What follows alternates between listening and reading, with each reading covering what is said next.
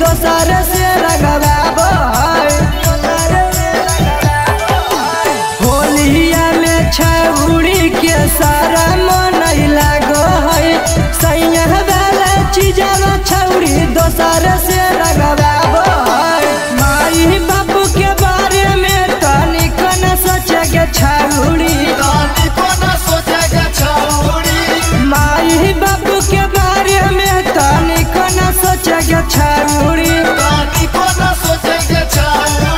जमुई वाला छौड़ा तोरा रंग देतौ गे छौड़ी पूरा वाला छौड़ा तोरा रंग देतौ गे छौड़ी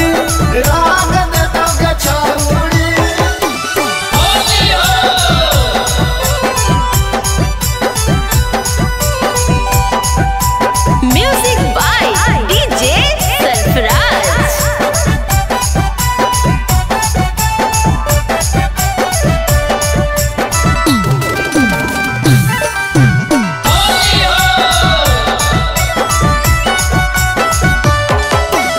होलिया में छौड़ी के मानो नहीं लागो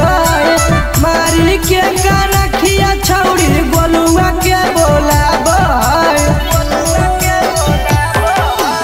होलिया में छौड़ी के मानो नहीं लागो